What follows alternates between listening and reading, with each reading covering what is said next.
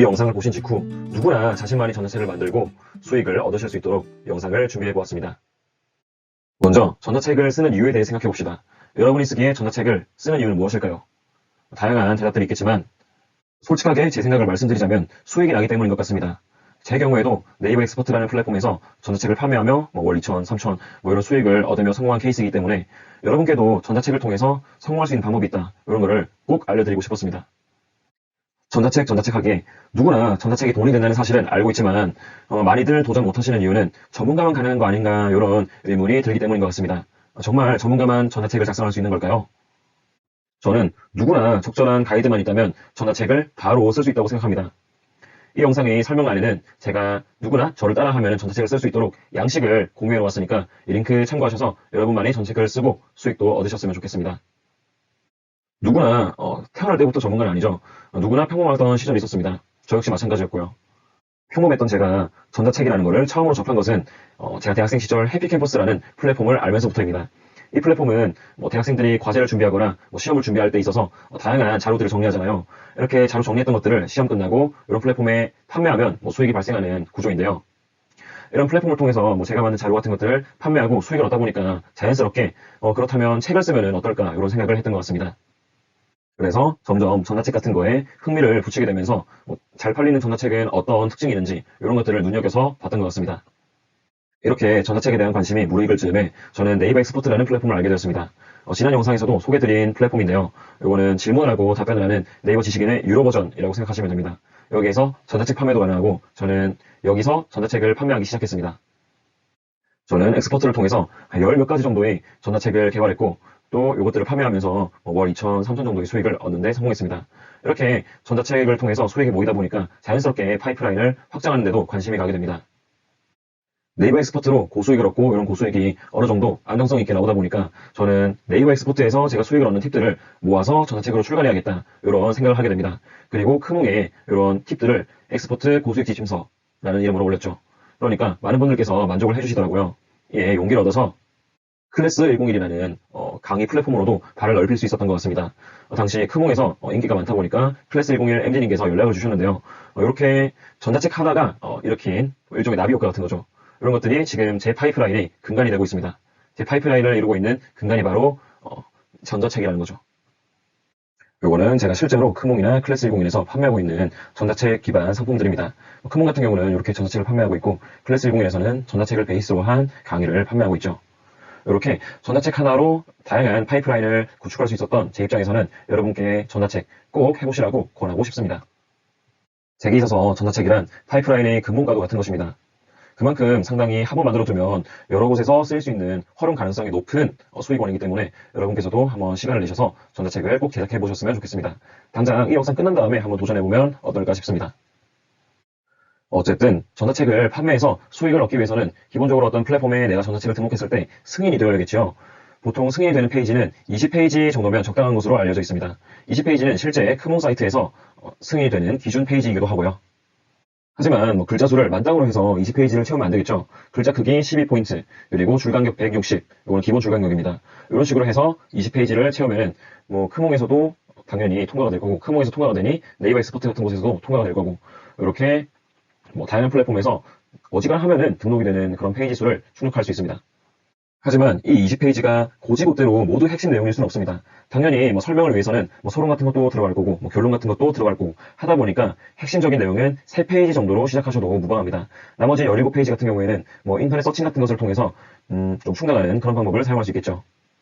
물론 전자책의 핵심 내용을 3페이지로만 둔다면 조금 더 퀄리티 있게 만든 분들에게 자리를 빼앗길 수 있으니까 그런 안정성을 지키기 위해서 혹은 지속 가능성을 위해서 핵심 내용 같은 거는 추후 보완 과정에서 더 늘리시면 더욱 좋죠. 하지만 시작은 3페이지 정도로 시작하셔도 무방합니다. 그리고 당연히 책이기에 표지는 들어갈 거고 또 목차도 들어갈 것이기에 이거 두 개 합쳐서 2페이지가 들어갑니다. 그리고 글을 쓸 때 자기 자신, 그러니까 저자를 소개하는 그런 코너를 만드는 서론이나 아니면 글을 맺고 조금 더 독자들에게 응원의 메시지를 전달해주는 에필로그 이런 것들을 합쳐서 2페이지를 추가합니다. 이외에는 그러니까 서론이나 에필로그 같은 거를 빼고는 5개의 챕터 정도 각 3페이지씩 이렇게 있으면 될 것 같습니다. 여기에다가 더 넣고 싶은 내용을 자유롭게 추가해서 1페이지, 2페이지 정도 추가하시면 확실히 20페이지를 넘길 수 있겠죠. 지금까지 말씀드린 페이지 균형은 비율은 다음과 같습니다. 본론 목차 각 1페이지 이렇게 해서 2페이지, 서론 에필로그 각 1페이지 이렇게 해서 2페이지, 그리고 5개 챕터 각 3페이지 이렇게 해서 15페이지, 그리고 더 넣고 싶은 내용을 자유롭게 더하기 1페이지 해서 1페이지, 이렇게 다 합치면 몇이 될까요? 2 더하기 2 더하기 15 더하기 1. 그러면 20페이지, 어느 플랫폼에서든 승인이 가능한 20페이지 정도의 전자책이 만들어지게 되는 것이죠. 앞서서 복잡한 페이지 이야기를 했는데요. 이런 것들은 제가 설명란에 남겨드리는 링크 통해서 양식 받으시면 금방 따라 하실 수 있으니까 그거는 받으셔서 하면 좋을 것 같고, 이제는 글감 선정에 대해서 한번 이야기해 보겠습니다. 먼저 글을 쓰려면 무엇에 대해 글을 써야 할지 소재 이런 게 있어야 하잖아요. 이런 거는 어떻게 구하면 될까요? 가장 기본적으로는 국내 유튜브나 블로그 같은 데서 다양한 정보들을 찾을 수 있겠죠. 예를 들면은 쿠폰 파트너스에 대한 정보를 국내 유튜브나 블로그 이런 데서 찾아서 정리하는 방법이 있겠죠. 하지만 국내 사이트에 있는 부업 관련 글들이 전부 비슷비슷한 것 같다, 크게 참신한 게 없다 하면은 해외로 눈을 돌리는 방법도 있습니다. 그런데 영어도 못하는데 어떻게 해외로 돌리는가, 이런 거를 궁금해하는 분도 계실 텐데요. 네이버 웨일이라는 브라우저를 설치하면 간단하게 해결이 됩니다. 이걸 통해서 한번 해외에서 글감을 찾는 방법들을 보여드리겠습니다. 컴퓨터에 웨일 브라우저가 없는 분이라면은 네이버나 이런 데 검색하셔서 웨일 브라우저를 다운받아 주시기 바랍니다. 그리고 웨일 다운로드 버튼을 눌러서 설치까지 완료하시면 이제부터 아주 쉽게 외국의 자료들도 글감으로 활용할 수 있게 됩니다. 여러분께 예시를 보여드리기 위해서 아마존 어필리에이트, How to make money, PDF 이런 키워드로 한번 검색을 해봤습니다. 이거는 아마존 어필리에이트라는 제휴 마케팅에 대해서 정리한 전자책 같은 게 없을까 해서 검색해본 내용입니다. 그리고 첫 번째로 보이는 사이트를 한번 클릭해봤습니다. 사이트에 접속해서 스크롤바를 내려보니까 이름이랑 이메일, 무슨 동의 체크하고 다운로드 버튼을 클릭할 수 있게 이런 시스템이 보이죠. 저도 여기서 한번 받아봤는데 이름이나 메일은 꼭 정확하게 칠 필요는 없는 듯 했습니다. 이렇게 해서 아마존 어필리에이트에 대한 전자책을 다운로드 받았습니다. 하지만 문제가 있죠. 그쵸, 영어로 되어 있어서 읽기가 힘들다. 내가 만약 영어를 좀 못한다면은 영원히 이 내용이 무엇인지 모를 수도 있다. 이런 문제점이 있죠. 여기에 대해서 웨일 브라우저는 굉장히 좋은 기능을 가지고 있습니다. 만약에 영어로 된, 그러니까 전자책에서 영어인 텍스트가 드래그가 가능한 글자 형태로 되어 있다면 복사한 다음에 웨일 브라우저의 오른쪽에 있는 팝하고를 클릭하고 붙여넣기 해서 이렇게 한글로 번역을 시킬 수 있습니다. 이 번역한 내용을 바탕으로 학습을 하고 전자책을 만들면 보다 참신한 컨텐츠가 나오겠죠. 이 웨일 브라우저가 해외 글감을 찾기 또 좋은 이유가 있습니다. 이를테면은 아까는 텍스트를 드래그해서 팝하고 입력하는 방식이었다면 그렇게 텍스트가 아닌 이미지 속에 영어가 있어도 번역이 가능하다는 것인데요. 외국어로 된 이미지에다가 마우스 커서를 두고 오른쪽 클릭을 합니다. 그러면 이미지 번역이라는 메뉴가 뜨는데요. 요거를 클릭해 줍니다. 그러면 이렇게 딱 영어에서 한국어로 빠르게 번역이 된 걸 확인할 수 있습니다. 이렇듯 웨일 브라우저를 활용한다면 해외에 있는 다양한 컨텐츠들도 우리 국내에서 판매할 전자책의 글감으로 쉽게 활용할 수 있는 것이죠. 그렇다면 글감은 이제 어디에서 뽑아냈는지 파악했습니다. 그러면 좋은 글감을 찾기 위해서는 좋은 테마를 알고 있어야겠죠. 블로그든 엑스퍼트든 아니면 기타 전자책이든 종류불문 가장 지속 가능성이 높은 거는 돈, 사랑, 아니면 건강, 요거는 정신건강을 포함한 영역이죠. 어쨌든 이렇게 돈, 사랑, 건강이 있는 것 같습니다.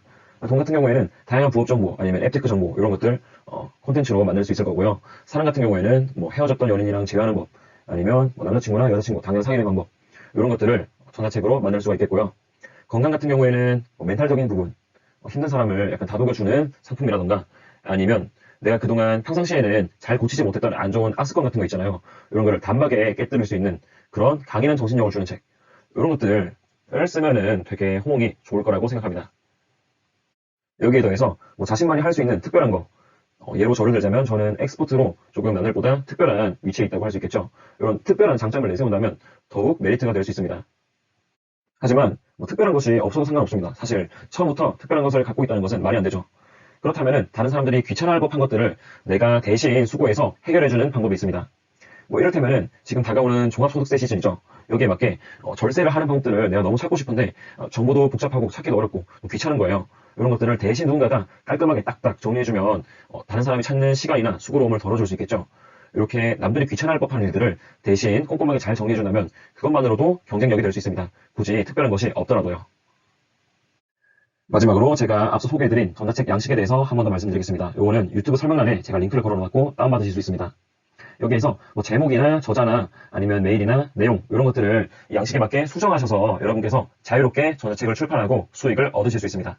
이 전자책의 양식을 그대로 복사 붙여넣기 해서 판매하는 것은 금지하지만 요거를 수정해서 여러분만의 전자책으로 만들고 등록해서 수익을 얻는 것은 전적으로 환영합니다. 저는 전자책 쓰기 기술이 여러분이 가진 자본의 기술 중 하나로 자리 잡기를 꼭 바라기 때문입니다. 이 자료는 제가 설문안에 공유해드리는 자료입니다. 양식 자료라서 여러분께서 원하는 방향으로 수정하셔서 사용하시면 됩니다. 예를 들면은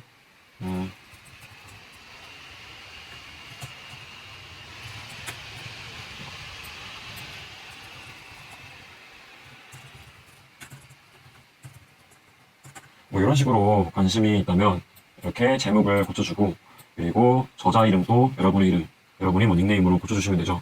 메일도 여러분의 것으로 고치고, 이런 키워드, 표지에 들어갈 키워드도 여러분께서 수정해 주시면 됩니다. 여기에 뭐 저작권법 관련되어 있는 거는 여러분이 저작물이 보호를 받기 위해서 제가 적어놓은 문구이고요. 목차는 알것 같습니다. 1번부터 7번까지 있고, 1번이랑 7번은 각각 한 페이지여도 되고, 2번부터 6번까지 이렇게 5개는 3페이지 정도 있으면 좋고, 그리고 또 추가적으로 한 페이지 더 있으면 좋고, 이렇게 말씀드렸습니다.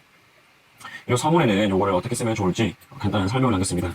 간단히 알려드리자면은, 이렇게 뭐 처음 문단 시작할 때는 이렇게 문단마다 스페이스바 하나 이렇게 입력해서 들여쓰기를 하시면 좋을 것 같고, 그리고 여기에서 인서트 키를 누르면 글을 쓸 때마다 이렇게 기억이 삭제가 됩니다.